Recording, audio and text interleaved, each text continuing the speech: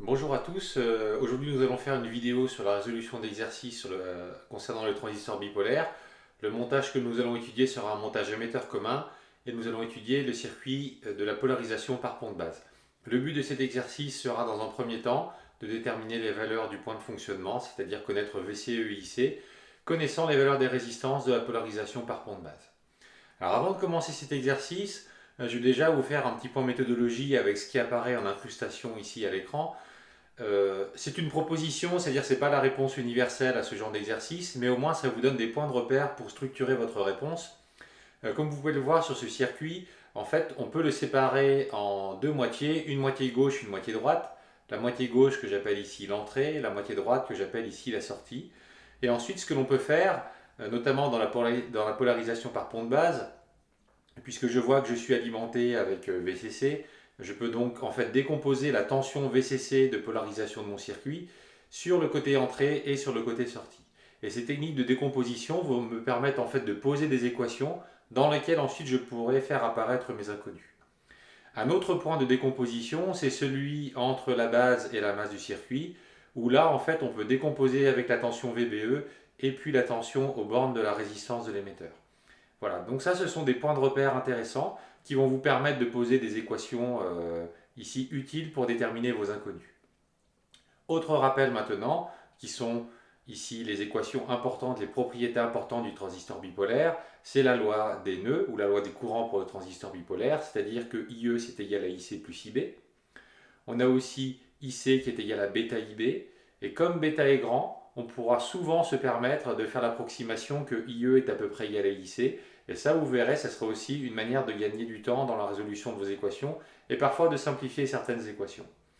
Euh, si vous rencontrez des questions où il est explicitement écrit de ne pas utiliser cette approximation IE égale à IC, dans ce cas-là, vous pourrez toujours vous en sortir, puisque finalement, vous verrez que vous aurez un terme avec un bêta qui apparaîtra, mais comme vous connaîtrez toutes les informations, vous pourrez toujours tout remplacer. D'accord? Donc ça, ça n'est pas un problème. Ok?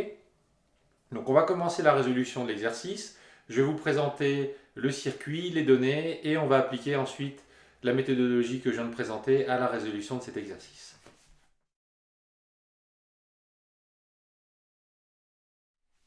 Voilà, donc là je vous présente le circuit de polarisation par pont de base. Donc la polarisation par pont de base consiste en deux résistances R1 et R2 qui vont permettre de polariser l'entrée, et deux résistances RC au collecteur, RE à l'émetteur.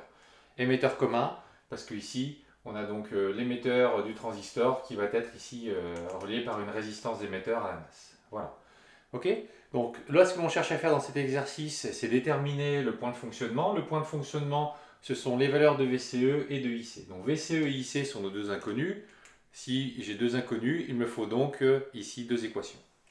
Alors, donc du coup ici, ce que je vais faire, c'est je vais donc décomposer en utilisant la méthode que j'ai présentée tout de suite. Donc c'est-à-dire que mon circuit ici, je peux le séparer en deux choses. Donc mon entrée ici et ici ma sortie. D'accord? Et ce que je vais faire là dans un premier temps, c'est décomposer en fait ce que j'ai pour l'entrée et pour la sortie. Donc je vais commencer à installer mes données connues. Donc VBE, je peux toujours le poser ici. Là, j'ai la tension URE, la tension UR1. Ici, j'ai VCE. Ici, j'ai URC. D'accord? Donc avec ça, je devrais pouvoir m'en sortir. Ok? Donc, j'ai toutes les informations, je connais les valeurs de toutes les résistances, je connais une relation entre le courant IP, qui est le courant qui traverse la résistance R1, le courant IB, qui est le courant de base ici. Donc à partir de là, vraiment, j'ai toutes les informations pour pouvoir déterminer ce fameux point de fonctionnement. Donc, à partir de là, je vais poser mes équations. Je vais donc décomposer VCC. Donc VCC, en fait, dans un premier temps, je peux l'avoir avec le côté entrée. Donc du côté entrée, si je décompose VCC, je vais avoir ici UR2 plus UR1. D'accord? Alors si je prends cette décomposition-là, je vois qu'elle n'est pas forcément intéressante parce que UR2 ne va pas me donner de choses révélatrices pour la résolution de mon exercice. Donc je sais déjà que la décomposition de VCC côté entrée ne m'intéresse pas. D'accord? Donc là, je me localise côté entrée. Donc du coup, ça, je laisse. Par contre, ce que je peux voir, c'est que UR1, je peux le décomposer avec VBE et URE. Donc ici, on va voir ça. Donc UR1, c'est égal à VBE plus URE. VBE, je connais, c'est une constante de mon transistor. UR1, je connais aussi, puisque du coup, avec IP, j'ai une relation avec IB, donc je vais pouvoir faire des choses. Donc ici, je vais avoir R1 IP. De l'autre côté, VBE, c'est connu. RE, URE, c'est REIE. D'accord. IP, je vais pouvoir le remplacer. Donc R1, 10 IB, plus VBE.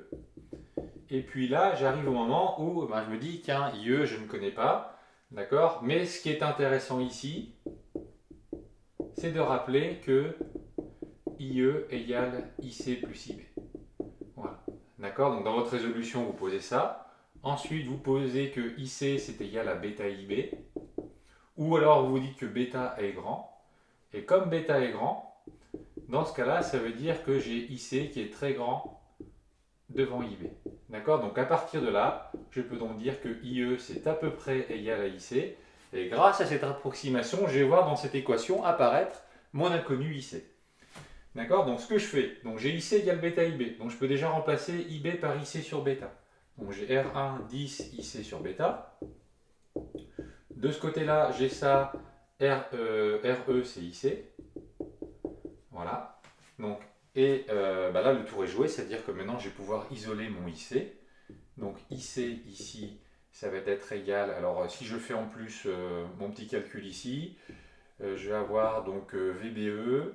De ce côté-là, je vais avoir bêta parce que j'aurais fait une mise au même dénominateur. Et puis, je vais avoir du bêta RE.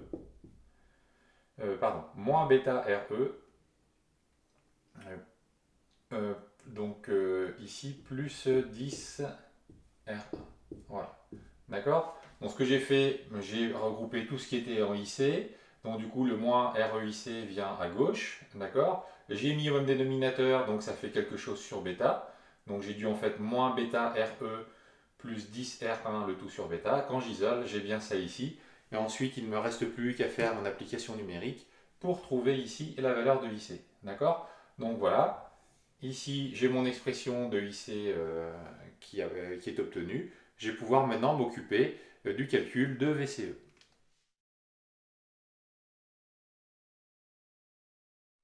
Nous allons maintenant nous occuper du calcul de VCE. Donc j'ai rappelé la valeur numérique que nous avons obtenue pour IC, 1,2 mA. C'est un ordre de grandeur qui est assez courant pour ce genre de montage. Rien de choquant. Je vais déterminer VCE, je vais donc me placer du côté sortie de mon circuit. Vous voyez, il n'y a qu'à cet endroit-là, je peux avoir une décomposition assez simple. Donc je vais décomposer VCC de ce côté-là. Donc on se place du côté de la sortie. Je vais avoir VCC qui va être égal à URC plus VCE plus URE. D'accord. Je décompose. VCC c'est égal à RCIC plus VCE plus REIE. Mais on l'a dit précédemment dans notre rédaction, on le rappelle ici que IE c'est à peu près égal à IC.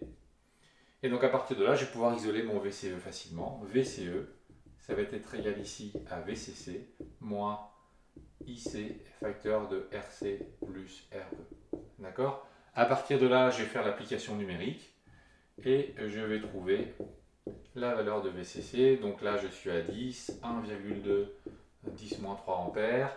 RC qui vaut 5, RE qui vaut 500.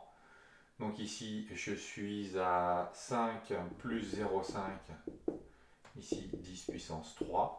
D'accord. Donc j'ai VCE ici qui va être égal à 10 moins 1,2 fois 5,5. Ok. Et donc à partir de là, je vais avoir VCE qui va être aux alentours ici, je pense, donc 5,5.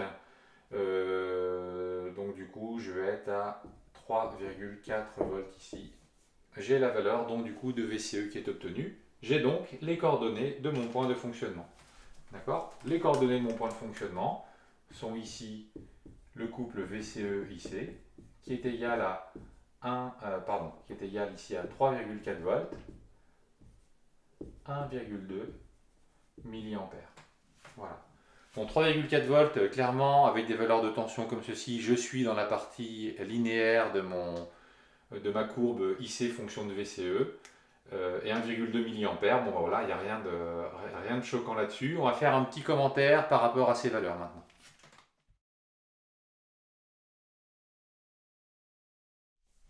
Alors, pour conclure sur cet exercice, donc ce qu'il faut se rappeler ici, c'est les lois fondamentales du transistor bipolaire. IE égale IC plus IB, IC égale bêta IB, bêta grand, donc IE à peu près égale IC. Ça, ce sont vraiment des choses très faciles à retenir. La décomposition côté gauche et côté droit, là aussi c'est quelque chose d'important. Et là ce que je voulais vous donner, ce sont des petits points de repère pour savoir si ce que vous faites est bon ou pas, notamment par rapport à ce point de fonctionnement et au comportement de votre transistor. D'accord?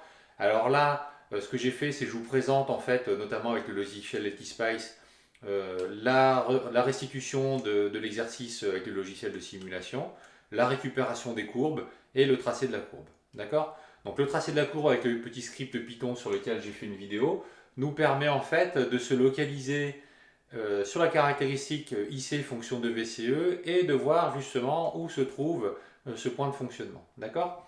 Alors ce qui est intéressant aussi comme point de repère qui est assez important pour moi dans ce genre d'exercice, c'est un point de repère assez simple, c'est que si VCE est négatif, d'accord, dans ce cas-là, j'ai un transistor qui est bloqué.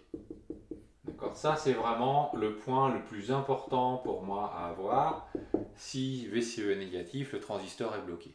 Si dans les données par contre, donc on a cette première condition, une seconde condition, c'est que si VCE SAT est connu, d'accord, dans ce cas-là, si VCE calculé est inférieur à ce VCE SAT, à ce moment-là, je me retrouve avec le transistor qui lui aussi est bloqué. Voilà. Donc ça, ce sont vraiment en fait des points de repère très utiles pour pouvoir faire une interprétation des résultats que vous obtenez ensuite. Une autre donnée qui est importante, c'est par rapport à cette fameuse courbe IC fonction de VCE, c'est de savoir justement dans quelle zone se trouve ce point de fonctionnement. Si le point de fonctionnement se trouve dans la zone de saturation, on va avoir en fait un transistor qui peut commuter très rapidement, donc il peut se trouver dans un état métastable et bloquer ou passer de manière assez rapide. Si par contre on est dans la zone linéaire, dans ce cas-là, on sait que l'on va avoir un circuit qui va nous donner un courant assez constant pour des variations de VCE assez importantes. D'accord? Donc là, on est plutôt dans une partie de stabilisation du courant. Voilà, donc ça c'est ce que vous pouvez donner comme sens aux valeurs de VCE et IC que vous avez pour votre transistor bipolaire.